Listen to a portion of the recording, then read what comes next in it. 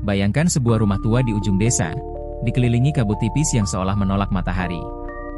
Rumah itu indah, tapi mengerikan. Setiap pasangan pengantin yang bermalam di kamar utamanya, tak pernah melihat pagi. Hanya satu malam, lalu hilang. Apa rahasia di balik dinding-dinding tua itu? Dan mengapa rumah itu seolah haus akan cinta yang baru bersemi? Halo, para pecinta kisah misteri dan horor. Selamat datang kembali di channel Bunga Malam, tempat di mana cerita-cerita kelam hadir untuk mengguncang hati kalian. Kali ini, kita akan menyelami kisah mencekam tentang sebuah rumah yang hanya mengizinkan satu malam untuk para pengantin. Jangan lupa klik subscribe dan nyalakan lonceng notifikasi supaya kalian gak ketinggalan cerita seram lainnya. Siap merinding? Yuk, kita mulai. Di ujung desa Sukamati, yang tersembunyi di balik perbukitan hijau nan kelam, berdiri sebuah rumah tua yang seolah menolak waktu. Dinding kayunya yang lapuk berwarna kelabu, namun anehnya tetap kokoh, seolah dilindungi oleh kekuatan tak kasat mata. Atap gentingnya ditumbuhi lumut tebal, dan jendela-jendelanya yang besar memandang dunia dengan kaca buram, seolah menyimpan rahasia yang tak ingin dibagi. Setiap pagi, kabut tipis menyelimuti halaman rumah itu, menari-nari di antara pohon beringin tua yang akarnya mencengkeram tanah seperti tangan-tangan raksasa. Penduduk desa menyebutnya rumah pengantin, sebuah nama yang diucapkan dengan bisik penuh takut. Legenda yang menggema di antara ganggang sempit desa bercerita tentang kutukan mengerikan. Setiap pasangan pengantin yang bermalam di kamar utama rumah itu tak pernah melihat matahari terbit. Mereka lenyap, seolah ditelan malam, tanpa jejak, tanpa suara. Hanya keheningan yang tersisa, dan kabut yang semakin tebal, seolah rumah itu haus akan kehidupan. Di malam yang sunyi, anak-anak desa bersumpah mereka mendengar suara tangis pelan dari dalam rumah, seperti isakan seorang wanita yang merindukan sesuatu yang telah lama hilang. Tapi tak seorang pun berani mendekat, apalagi mengetuk pintu kayu berukir yang konon berderit sendiri saat tengah malam. Rumah itu hidup, kata mereka, dan ia tak pernah puas. Rian dan Sari, sepasang pengantin baru dengan wajah penuh harap, tiba di Sukamati saat senja mulai merangkak di langit. Langit berwarna jingga tua, bercampur ungu, seolah memperingatkan mereka untuk berbalik arah.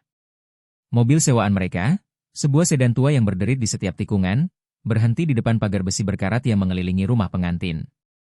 Sari, dengan gaun sederhana berwarna krem yang masih beraroma bunga dari pernikahan mereka pagi tadi, melangkah keluar dengan mata berbinar. Lihat, RI, rumah ini seperti keluar dari buku cerita. Serunya, tangannya menyapu udara seolah ingin merangkul pemandangan di depannya. Ukiran bunga-bunga kuno di pintu depan, meski pudar, memancarkan pesona masa lalu. Jendela-jendela besar dengan kaca buram memantulkan cahaya senja, menciptakan ilusi bahwa rumah itu hidup, mengamati mereka. Rian, yang lebih pendiam, mengangguk sambil mengeluarkan koper dari bagasi. Rambutnya yang sedikit berantakan tertiup angin sepa-sepa, tapi matanya tak bisa lepas dari rumah itu. Ada sesuatu di udara, aroma tanah basah bercampur bunga layu, yang membuat tengkuknya merinding. Kamu yakin kita harus menginap di sini, sayang? Tanyanya, suaranya pelan, hampir tenggelam oleh kicau burung yang mulai reda. Sari terkekeh, memeluk lengannya erat. Jangan dengar omongan orang desa, RI. Ini cuma rumah tua dengan cerita-cerita konyol. Kita akan bikin malam pertama kita tak terlupakan di sini. Senyumnya begitu cerah, namun di balik itu, Rian merasakan getaran aneh di dadanya, seperti bisikan yang tak bisa ia dengar dengan jelas.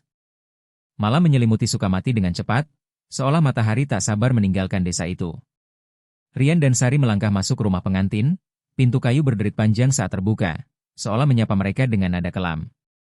Lorong panjang di dalam rumah menyambut dengan aroma kayu tua dan sesuatu yang lebih samar, seperti bunga yang dibiarkan membusuk dalam vas. Cahaya lampu bohlam tua di langit-langit berkedip-kedip, menciptakan bayangan yang bergoyang di dinding-dinding berpanel kayu. Sari berjalan di depan, tangannya menggenggam tangan Rian, menariknya dengan antusias menuju kamar utama di ujung lorong. Bayangkan, RI, kita bermalam di tempat yang punya sejarah, katanya. Suaranya penuh semangat, meski sedikit bergetar karena dinginnya udara di dalam rumah. Rian hanya mengangguk, matanya menyapu setiap sudut. Ada lukisan tua di dinding lorong, bergambar seorang wanita dengan gaun putih, wajahnya pucat dan matanya seolah mengikuti mereka. Aku nggak suka lukisan itu, gumam Rian, tapi Sari hanya tertawa kecil. Kamu kebanyakan nonton film horor, candanya, meski tangannya sedikit lebih erat mencengkeram lengan Rian. Di luar, angin mulai bersiul, menggoyang daun-daun beringin di halaman hingga menghasilkan suara seperti bisikan yang tak jelas. Penduduk desa yang tinggal jauh dari rumah itu menutup jendela mereka malam ini, tak ingin mendengar apapun dari arah rumah pengantin. Mereka tahu, malam ini, rumah itu memiliki tamu baru. Kamar utama rumah pengantin adalah ruangan luas dengan langit-langit tinggi yang dihiasi ukiran bunga-bunga yang sudah memudar. Tempat tidur besar berdiri di tengah, dengan tiang-tiang kayu yang menopang kelambu putih usang yang bergoyang pelan meski tak ada angin. Di sudut ruangan, sebuah meja kecil memajang lampu minyak kuno yang menyala redup. Nyalanya berkedip seolah bernapas. Aroma di ruangan ini lebih kuat, bunga layu, tanah basah, dan sesuatu yang manis namun mengerikan, seperti darah yang sudah mengering. Sari melepaskan tasnya dan melangkah menuju jendela, mencoba membukanya untuk mengusir bau itu. Bau apa ini? Ri? Tanyanya, hidungnya mengernyit saat ia menarik kelambu jendela yang berdebu. Rian, yang sedang memeriksa pintu lemari tua di sudut, menoleh dengan alis berkerut. Mungkin cuma bau kayu yang lembab. Rumah ini kan sudah tua banget, jawabnya, tapi nadanya tak yakin. Ia mendekati tempat tidur, menyentuh kelambu yang terasa dingin di ujung jarinya. Ada sesuatu di ruangan ini yang membuat bulu kuduknya berdiri, seperti ada napas tambahan di udara, meski hanya mereka berdua di sana. Di luar, kabut semakin tebal, menyelimuti jendela hingga dunia luar tampak lenyap. Sari berbalik, wajahnya sedikit pucat. Kamu gak merasa aneh, Ri? Seperti ada yang memperhatikan kita, suaranya pelan, hampir seperti bisik. Rian menggeleng, tapi tangannya tanpa sadar mencari tangan Sari, mencengkeramnya erat seolah ingin memastikan bahwa mereka masih bersama. Malam semakin larut, dan keheningan di rumah pengantin terasa seperti makhluk hidup yang merangkak di setiap sudut. Lampu minyak di meja kecil berkedip lebih cepat sekarang, seolah berusaha memperingatkan sesuatu. Sari duduk di tepi tempat tidur, gaunnya yang masih beraroma bunga kini kusut, dan matanya tak bisa lepas dari cermin besar yang berdiri di sudut ruangan. Cermin itu tua, dengan bingkai kayu yang penuh ukiran bunga serupa yang ada di pintu depan, tapi kacanya buram, seolah menyimpan bayangan dari masa lalu. Rian, kamu dengar sesuatu nggak? Tanyanya tiba-tiba, suaranya gemetar saat ia menatap bayangannya sendiri di cermin. Rian, yang sedang membongkar koper untuk mencari jaket, membeku. Ia mendengarnya, langkah pelan di lorong, seperti kaki telanjang yang berderit di lantai kayu. Mungkin cuma angin, sayang, katanya, tapi suaranya tak bisa menyembunyikan ketakutan yang mulai merayap di dadanya. Ia berjalan menuju pintu kamar, mencoba membukanya, tapi gagang pintu terasa dingin seperti es, dan tak bergeming. Pintunya macet, gumamnya, mendorong lebih keras. Sari bangkit, wajahnya semakin pucat. Rian, aku serius, aku dengar sesuatu tadi. Seperti orang berjalan. Matanya kembali ke cermin, dan untuk sesaat, ia bersumpah melihat sesuatu bergerak di balik bayangannya. Sebuah siluet pucat dengan rambut panjang yang terurai. Ia menjerit kecil, mundur hingga punggungnya menempel di dinding. Rian berlari ke sisinya, memeluknya erat. Tenang, sayang, nggak ada apa-apa. Kita cuma capek, katanya, tapi matanya sendiri menyapu ruangan dengan liar, mencari apapun yang bisa menjelaskan rasa takut yang kini menyelimuti mereka berdua. Di luar, beringin tua di halaman bergoyang lebih kencang, dan suara angin terdengar seperti isakan pelan seorang wanita. Tengah malam di rumah pengantin terasa seperti jurang yang menelan segala suara, kecuali detak jantung Rian yang kini berdentum liar di telinganya. Cahaya lampu minyak di sudut kamar berkedip-kedip, nyaris padam, menciptakan bayangan yang bergerak di dinding seperti makhluk-makhluk tak berwujud yang mengintai. Tiba-tiba, suara langkah pelan terdengar dari lorong di luar pintu. Tap, tap, tap, seperti kaki telanjang yang meluncur di lantai kayu yang dingin. Rian terbangun dari posisinya di tepi tempat tidur, tubuhnya menegang, keringat dingin membasahi dahinya. Siapa itu? Teriaknya, suaranya pecah di keheningan yang mencekik. Namun, hanya sunyi yang menjawab, sunyi yang terasa hidup, seolah menertawakannya. Sari, yang meringkuk di bawah selimut tipis, membuka mata perlahan, wajahnya pucat seperti kain kelambu yang menggantung di atas mereka. Rian, apa itu tadi? Bisiknya, suaranya nyaris tak terdengar, dipenuhi ketakutan yang merayap seperti ular di tulang belakangnya. Rian mencoba menenangkan diri, tangannya gemetar saat meraih ponselnya untuk menyalakan senter, tapi baterainya tiba-tiba mati, seolah rumah itu menolak cahaya. Di luar, angin bersiul lebih keras, menggoyang dahan-dahan pohon beringin di halaman hingga menghasilkan suara seperti tangisan yang tersendat. Rian menarik napas dalam, mencoba meyakinkan dirinya bahwa ini hanya imajinasi, tapi di sudut matanya, ia melihat kelambu tempat tidur bergerak, bukan karena angin, tapi seperti disentuh oleh tangan yang tak terlihat. Kita harus tetap tenang, Sari, katanya, tapi kata-katanya terasa kosong, seolah ditelan oleh kegelapan yang semakin pekat di sekitar mereka. Kepanikan mulai mencengkeram dada Sari seperti cakar es yang tak mau melepaskan mangsanya. Kelambu putih yang usang itu bergerak lagi, kali ini lebih jelas, melambai-lambai seperti jubah hantu yang menari dalam kegelapan. Sari menjerit kecil, tubuhnya mundur hingga punggungnya menempel pada dinding kayu yang dingin dan berderit, seolah dinding itu sendiri merasakan ketakutannya. Rian, itu bukan angin, serunya, matanya melebar menatap kelambu yang kini membentuk siluet samar, seperti sosok ramping yang berdiri di balik kain tipis itu. Rian berlari ke sisinya, hatinya berdegup kencang hingga terasa seperti akan meledak. Ia meraih senter dari tasnya, tangan gemetarannya nyaris menjatuhkannya, dan mengarahkan cahaya ke kelambu. Cahaya itu menyapu ruangan, memecah kegelapan, tapi tak ada apapun di sana, hanya kain usang yang kini diam, seolah mengejek mereka. Ini cuma imajinasi kita, sayang, kata Rian, suaranya bergetar, lebih untuk meyakinkan dirinya sendiri daripada Sari. Tapi matanya tak bisa lepas dari cermin besar di sudut ruangan, yang kacanya buram seolah menyimpan dunia lain. Untuk sesaat, ia bersumpah melihat sesuatu di cermin, sebuah bayangan pucat dengan rambut panjang yang terurai, berdiri tepat di belakang Sari. Sari, jangan menoleh ke cermin, bisiknya, suaranya dipenuhi kengerian yang tak bisa ia sembunyikan. Sari memeluk dirinya sendiri, air mata mulai mengalir di pipinya. Aku mau pulang, Ri, aku nggak tahan di sini, isaknya, suaranya penuh keputusasaan. Di luar, suara angin kini bercampur dengan sesuatu yang lebih mengerikan, seperti suara wanita yang menangis pelan, memanggil nama yang tak mereka kenal. Di desa Sukamati, legenda rumah pengantin bukan sekadar cerita pengantar tidur, melainkan peringatan yang diwariskan dari generasi ke generasi. Ratusan tahun lalu, rumah itu dibangun oleh seorang tuan tanah kaya bernama Arkan untuk istrinya, Ningsih, seorang wanita dengan kecantikan yang konon mampu membuat bulan meredup malu. Cinta mereka begitu besar, sebuah kisah yang dinyanyikan oleh angin di perbukitan, tapi malam pertama mereka berakhir dengan darah dan air mata. Pagi itu, Ningsih ditemukan terbujur kaku di kamar utama, gaun pengantinnya berlumur darah, matanya terbuka lebar seolah menyaksikan kengerian yang tak bisa diceritakan. Arkan, suaminya, lenyap tanpa jejak, seolah ditelan bumi. Penduduk desa berspekulasi dengan bisi ketakutan. Ada yang bilang Ningsih dibunuh oleh Arkan dalam amarah cemburu. Ada pula yang berkata bahwa rumah itu sendiri telah mengambil mereka sebagai korban pertama. Sejak itu, rumah pengantin menjadi tempat terkutuk, sebuah makam bagi cinta yang baru bersemi. Setiap pasangan pengantin yang berani bermalam di kamar utama menghilang, seolah ditarik ke dalam kegelapan oleh tangan-tangan tak kasat mata.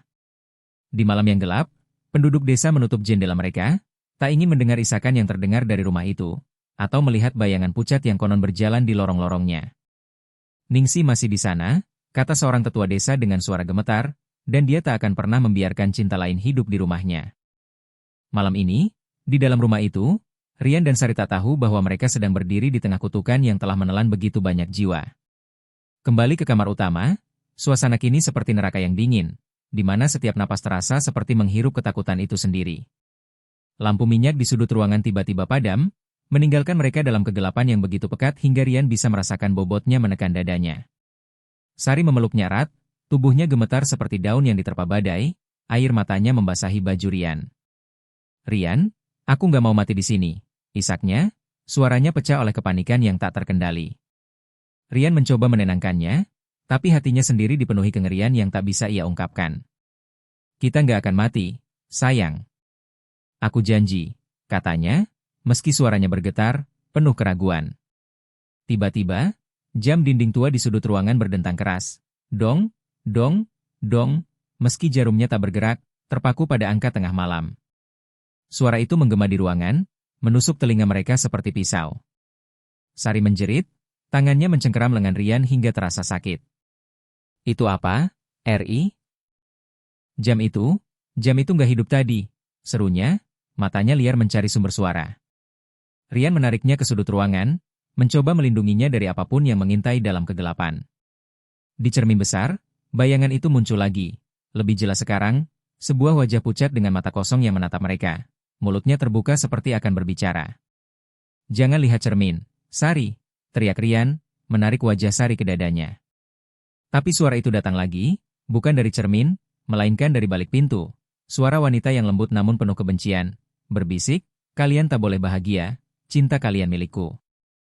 Suara itu merayap di udara, dingin seperti es, membuat bulu kuduk mereka berdiri. Rian dan Sari kini terjebak dalam mimpi buruk yang terasa begitu nyata, di mana setiap detik membawa mereka lebih dekat ke tepi kegilaan. Pintu kamar tetap terkunci, gagangnya tak bergeming meski Rian mendorongnya dengan seluruh tenaga yang ia miliki. "Buka, sialan!" teriaknya, suaranya penuh keputusasaan, pundaknya menghantam pintu hingga terasa nyeri. Tapi pintu itu seperti dinding besi, menolak menyerah pada kemarahannya. Sari merosot ke lantai, tangannya menutup telinga, mencoba menutup suara bisikan yang kini terdengar lebih jelas, "Kalian milikku, selamanya." Air matanya mengalir tanpa henti, wajahnya penuh ketakutan yang tak bisa ia ungkapkan. "Rian, aku nggak kuat, aku nggak mau di sini," isaknya, suaranya nyaris hilang di tengah tangisannya. Rian berlutut di sisinya, memeluknya erat, mencoba menahan ketakutannya sendiri yang mengancam akan menelannya hidup-hidup. "Kita akan keluar dari sini, Sari. Aku janji, aku nggak akan ninggalin kamu," katanya, suaranya penuh tekad meski hatinya dipenuhi keraguan. Tiba-tiba, suhu ruangan turun drastis, napas mereka membentuk uap di udara yang kini terasa seperti es.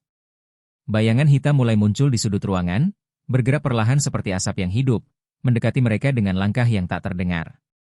"Rian, apa itu?" dia Sari, menunjuk ke arah bayangan itu dengan tangan gemetar. Rian menolehkan, jantungnya seolah berhenti berdas.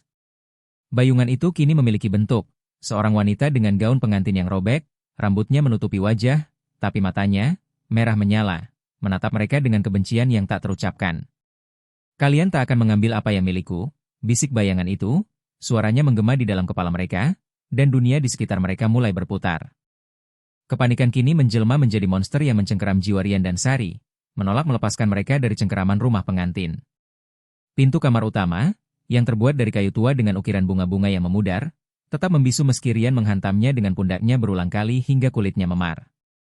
"Buka, dasar pintu terkutuk," teriaknya, suaranya pecah oleh kemarahan dan ketakutan yang bercampur. Di balik pintu, suara wanita itu berbisik lagi, lembut namun penuh racun, "Kalian tak boleh pergi, cinta kalian milikku." Kata-kata itu merayap seperti asap hitam, memenuhi udara yang kini terasa berat, seolah menghisap napas mereka. Sari merosot di lantai, tangannya menutup telinga, air matanya mengalir tanpa suara. "Rian, dia nggak akan membiarkan kita hidup," isaknya, suaranya nyaris hilang di tengah dentuman jantungnya sendiri. Bayangan hitam di sudut ruangan semakin pekat, bergerak perlahan seperti cairan hidup, membentuk siluet seorang wanita dengan gaun pengantin yang robek-robek. Rambutnya yang panjang menjuntai menutupi wajah, tapi matanya, merah menyala seperti bara, menembus kegelapan, menatap mereka dengan kebencian yang tak terucapkan. Lampu minyak yang sudah padam tiba-tiba menyala kembali, nyalanya kecil namun bergetar hebat, seolah berjuang melawan kegelapan yang ingin menelannya. Rian menarik Sari berdiri, memeluknya erat, tubuhnya gemetar namun penuh tekad. "Aku nggak akan biarin dia ngambil kamu, Sari," katanya, suaranya parau tapi penuh janji. Di luar, angin mengamuk, menggoyang pohon beringin di halaman hingga dahan-dahannya berderit seperti jeritan, dan kabut di sekitar rumah semakin tebal, seolah menutup mereka dari dunia luar. Kegelapan di kamar utama kini terasa seperti makhluk hidup yang merangkak di kulit mereka, dingin dan licin, mencoba merasuki hati yang sudah dipenuhi ketakutan. Sari menjerit saat bayangan wanita itu melangkah lebih dekat, langkahnya tak bersuara namun terasa berat, seolah membawa beban ratusan tahun penuh dendam. Itu dia, Rian," serunya, tangannya mencengkeram lengan Rian hingga kuku-kukunya meninggalkan bekas. Wajah pucat itu kini terlihat lebih jelas di cermin besar yang buram. Matanya kosong namun penuh amarah, mulutnya terbuka seolah akan menelan mereka hidup-hidup. "Kalian mencuri apa yang milikku," bisik suara itu, bukan dari cermin, melainkan dari dalam kepala mereka, menggema seperti palu yang menghantam tengkorak. Rian mendorong Sari ke belakang, berdiri di depannya seperti perisai, meski tubuhnya sendiri gemetar. "Pergi. Kami nggak takut sama kamu," teriaknya, tapi suaranya pecah, mengkhianati keberanian yang ia paksa keluar. Tiba-tiba, cermin itu bergetar hebat, retakan kecil muncul di permukaannya seperti jaring laba-laba, dan dari dalamnya, tangan pucat dengan kuku-kuku panjang mulai merayap keluar, mencakar udara. Sari menjerit lagi, suaranya menusuk ke heningan, dan Rian menariknya menjauh, hampir tersandung di lantai kayu yang tiba-tiba terasa licin, seperti dilapisi darah yang tak terlihat. Kita harus lari, Ri. Kita nggak bisa lawan dia, isak Sari. Wajahnya basah oleh air mata dan keringat dingin. Tapi kemana mereka bisa lari? Pintu masih terkunci, jendela ditutupi kabut yang seolah hidup, dan bayangan wanita itu kini berdiri di tengah ruangan.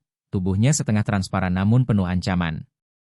Cinta kalian akan menjadi milikku, bisiknya lagi, dan suhu ruangan turun drastis, membuat napas mereka membentuk uap putih di udara yang kini terasa seperti es. Rian dan Sari kini berdiri di tepi jurang kematian, di mana setiap detik terasa seperti hukuman yang tak berujung. Bayangan wanita itu, Ningsih, arwah yang terkutuk, mendekat dengan gerakan yang aneh, seperti boneka yang digerakkan oleh tali-tali tak kasat mata. Gaun pengantinnya yang compang-camping bergoyang, seolah ditiup angin yang tak ada, dan dari balik rambutnya yang menjuntai, tetesan darah merah pekat menetes ke lantai, menghilang begitu menyentuh kayu. Rian, dia mau apa dari kita? Teriak Sari, suaranya penuh keputusasaan, tangannya mencengkeram bahu Rian seolah ia adalah satu-satunya jangkar di lautan kegelapan ini. Rian tak bisa menjawab, matanya terkunci pada Ningsih, yang kini mengulurkan tangan pucatnya ke arah mereka, jari-jarinya panjang dan bengkok seperti cakar. Kalian akan tinggal bersamaku, bisik Ningsih, suaranya bercampur dengan isakan yang penuh duka, namun di baliknya ada kemarahan yang membakar. Tiba-tiba, kelambu tempat tidur terbang ke atas, seolah ditarik oleh kekuatan tak terlihat, dan tempat tidur itu sendiri berderit keras, seolah akan runtuh. Rian menarik Sari ke sudut ruangan, punggung mereka menempel pada dinding yang kini terasa bergetar, seperti jantungan rumah itu sendiri. Kita nggak akan menyerah, Sari. Kita harus lawan, katanya, suaranya penuh tekad meski hatinya dipenuhi keraguan. Tapi bagaimana melawan sesuatu yang bukan dari dunia ini? Cermin di sudut ruangan kini retak lebih lebar, dan dari celah-celahnya, asap hitam mulai merembes, membentuk wajah-wajah pucat lain, korban-korban sebelumnya, yang menatap mereka dengan mata kosong, seolah memohon atau memperingatkan. Mereka semua di sini, bisik Sari, suaranya gemetar, wajahnya penuh kengerian. Rian memeluknya erat, mencoba melindunginya dari kengerian yang kini mengelilingi mereka, tapi ia tahu, waktu mereka hampir habis. Di tengah kepanikan yang mencabik-cabik hati mereka, sebuah ingatan tiba-tiba menyelinap ke pikiran Sari, seperti secercah cahaya di tengah badai. Ia teringat cerita bisik-bisik penduduk desa saat mereka tiba di Sukamati. Konon, kutukan Ningsih hanya bisa dipatahkan oleh cinta sejati, cinta yang lebih kuat dari dendam yang mengikat arwahnya. Rian, pegang tanganku, katanya tiba-tiba, suaranya penuh tekad meski wajahnya masih basah oleh air mata. Rian menoleh, matanya penuh kebingungan, tapi ia meraih tangan Sari dengan erat, jari-jarinya menggenggam seolah tak akan pernah melepaskan. Apa yang kamu maksud, sayang? Tanyanya, suaranya parau, hampir tenggelam oleh suara jeritan angin di luar dan bisikan Ningsih yang kini semakin keras, kalian milikku, selamanya. Sari menarik napas dalam, mencoba menenangkan jantungnya yang berdegup liar. Kita harus tunjukkan bahwa cinta kita lebih kuat dari dia, Ri. Kita harus ingat kenapa kita di sini, karena kita saling mencintai, katanya, suaranya gemetar tapi penuh harapan. Mereka saling berhadapan, tangan mereka saling menggenggam, dan di tengah kegelapan yang mencekik, mereka menutup mata. Aku mencintaimu, Rian. Dari hari pertama kita ketemu sampai akhir hidupku, bisik Sari, air matanya mengalir lagi, tapi kali ini penuh kehangatan. Rian mengangguk, matanya berkaca-kaca. Dan aku akan selalu melindungi kamu, Sari. Apapun yang terjadi, jawabnya, suaranya penuh janji yang tak akan pernah ia ingkari. Di sekitar mereka, ruangan bergetar lebih hebat, seolah rumah itu sendiri menolak kehadiran cinta mereka. Ningsih menjerit, suaranya menusuk seperti pisau, dan bayangan-bayangan di cermin mulai merangkak keluar, mendekati mereka dengan tangan-tangan pucat yang gemetar. Ketegangan mencapai puncaknya saat cinta Rian dan Sari bertabrakan dengan dendam Ningsih dalam pertarungan yang tak terlihat namun terasa hingga ke tulang. Mereka berdiri saling berpegangan, mata mereka tertutup, mengabaikan kengerian di sekitar mereka. Cermin yang retak, bayangan yang merangkak, dan jeritan Ningsih yang kini seperti badai yang mengamuk. Aku akan selalu di sisimu, Sari, meski dunia ini runtuh, kata Rian, suaranya teguh meski tubuhnya gemetar. Sari mengangguk, air matanya membasahi tangan Rian. Dan aku akan mencintaimu selamanya, Ri, balasnya, suaranya penuh keyakinan. Di tengah kata-kata mereka, sesuatu berubah. Udara yang tadinya dingin seperti es mulai menghangat, seolah cinta mereka adalah api yang membakar kutukan. Ningsih menjerit lebih keras, suaranya bercampur antara kemarahan dan kepedihan. Tidak. Kalian tak bisa mengambilnya dariku. Bayangannya bergerak cepat, mencoba meraih mereka, tapi tangan pucatnya hancur menjadi asap saat menyentuh cahaya samar yang kini memancar dari Rian dan Sari. Cahaya yang tak terlihat namun terasa, seperti janji yang tak tergoyahkan. Cermin besar itu meledak, pecahannya beterbangan seperti hujan kaca, dan asap hitam yang keluar darinya tersedot kembali ke dalam kegelapan. Pintu kamar tiba-tiba terbuka dengan derit panjang, seolah rumah itu akhirnya menyerah. Rian membuka mata, napasnya tersengal, dan melihat Ningsi untuk terakhir kalinya. Wajahnya kini penuh duka, matanya tak lagi merah, melainkan kosong, seolah akhirnya ia menyadari kekalahannya. "Pergi, sebelum aku menyesal," bisik Ningsih, suaranya nyaris tak terdengar, dan bayangannya memudar seperti kabut yang tersapu angin. Rian menarik Sari, yang nyaris pingsan, dan mereka berlari menuju pintu. Jantung mereka berdetak seirama, penuh harapan dan ketakutan yang masih tersisa. Saat fajar mulai menyelinap di cakrawala, rumah pengantin tampak kehilangan cengkeramannya yang mengerikan, seolah kekuatan jahat di dalamnya melemah di bawah sinar matahari pertama. Rian dan Sari tersandung keluar dari pintu depan yang kini terbuka lebar. Napas mereka tersengal, tubuh mereka basah oleh keringat dingin dan air mata. Kabut tebal yang selama ini menyelimuti halaman rumah perlahan mencair, seperti tirai yang ditarik untuk memperlihatkan dunia nyata yang mereka kira telah hilang selamanya.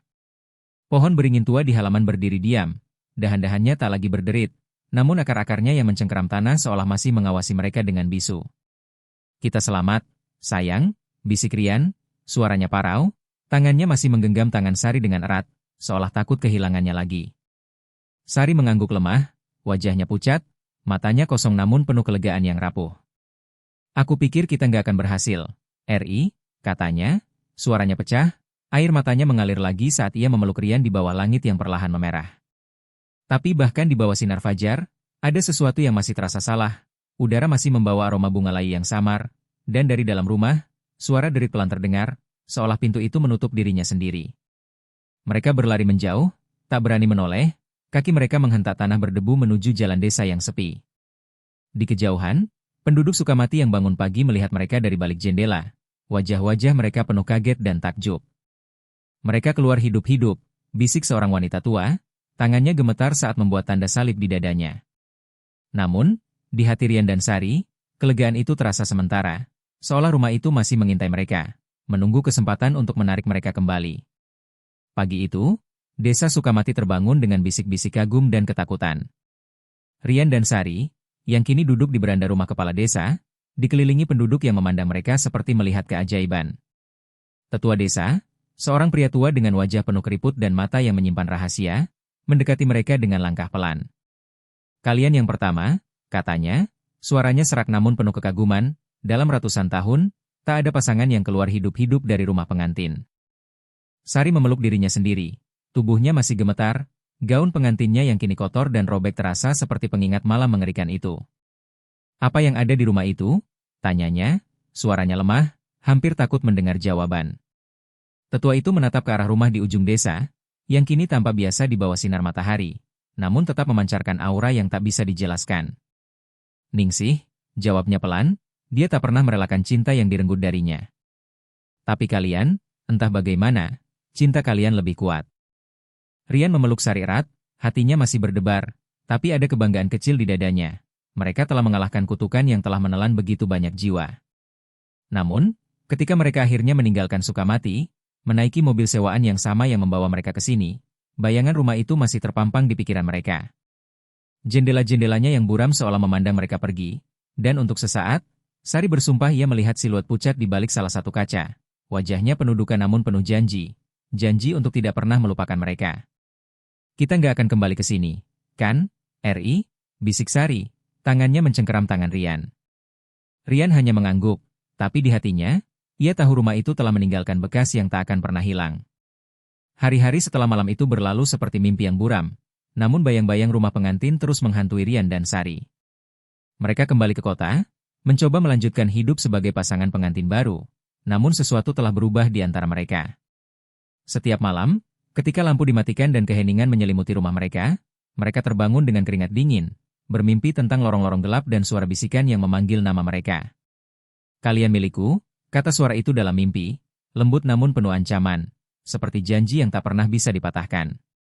Sari mulai takut pada cermin, selalu menutupnya dengan kain sebelum tidur, karena ia bersumpah melihat kilasan wajah pucat Ningsih di balik bayangannya. "Rian, apa kita benar-benar selamat?" tanyanya suatu malam, duduk di tepi ranjang, matanya penuh ketakutan yang tak bisa ia sembunyikan. Rian memeluknya, mencoba menenangkan, tapi ia sendiri merasakan hal yang sama. Seperti ada bagian dari jiwa mereka yang tertinggal di rumah itu, terikat pada kutukan yang mereka pikir telah mereka kalahkan. "Kita selamat, sayang. Kita kuat," katanya, tapi suaranya bergetar, penuh keraguan. Di luar jendela apartemen mereka, angin malam terkadang bersiul dengan nada yang terlalu mirip dengan isakan yang mereka dengar di Sukamati, membuat mereka saling berpelukan lebih erat. Cinta mereka memang telah menyelamatkan mereka dari malam itu, tapi harga yang mereka bayar adalah ketenangan yang hilang selamanya. Setiap bayangan di sudut ruangan, setiap derit di lantai, terasa seperti jejak Ningsih yang masih mengintai, menunggu momen untuk mengklaim apa yang ia anggap miliknya. Di Sukamati, rumah pengantin tetap berdiri kokoh di ujung desa, seperti monumen kelam yang menolak dilupuskan waktu. Penduduk desa, yang kini semakin takut mendekati rumah itu setelah kejadian Rian dan Sari, memasang pagar kayu tinggi di sekitarnya, seolah itu cukup untuk menahan apapun yang bersemayam di dalam. Namun, pagar itu tak bisa menghentikan cerita-cerita yang terus bergema, tentang Ningsih, tentang cinta yang direnggut, dan tentang rumah yang haus akan jiwa-jiwa baru. Anak-anak desa bersumpah mereka masih mendengar tangisan pelan di malam yang sunyi, atau melihat lampu minyak di kamar utama menyala sendiri, meski tak ada yang berani masuk untuk memeriksa. "Rumah itu hidup," kata seorang anak kecil kepada ibunya, matanya lebar penuh ketakutan setelah melihat bayangan bergerak di jendela rumah dari kejauhan. Ibunya hanya memeluknya, berbisik agar tak bicara sembarangan, tapi ia sendiri tak bisa menyangkal kengerian yang merayap di hatinya.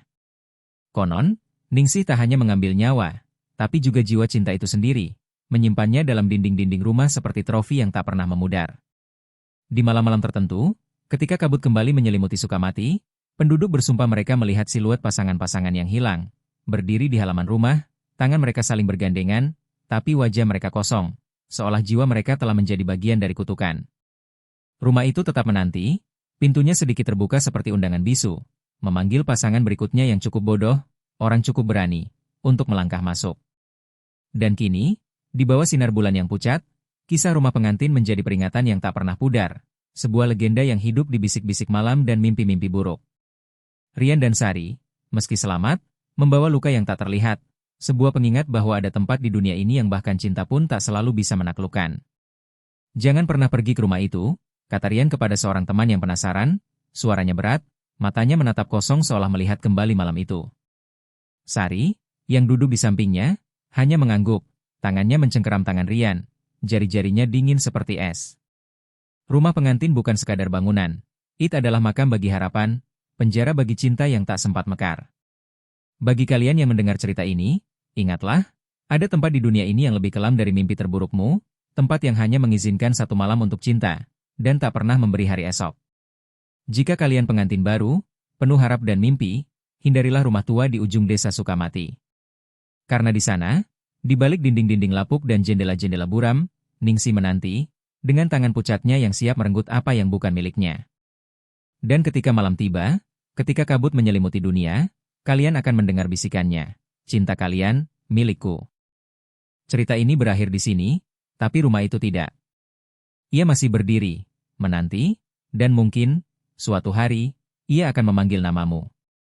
Itulah kisah mencekam dari rumah pengantin, teman-teman, sebuah tempat di mana cinta diuji oleh kegelapan yang tak pernah puas. Apa kalian berani menghabiskan malam pertama di rumah seperti itu? Atau akankah kalian lari sebelum kabut menyelimuti? Tulis pendapat kalian di kolom komentar, dan ceritakan pengalaman seram kalian sendiri.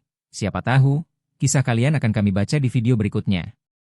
Jangan lupa klik like jika kalian merinding, share ke teman-teman yang suka horor, dan pastikan kalian sudah subscribe dengan lonceng notifikasi aktif biar nggak ketinggalan cerita kelam dari channel Bunga Malam. Sampai jumpa di petualangan seram berikutnya. Selamat malam, dan hati-hati, jangan dengar bisikan di kegelapan.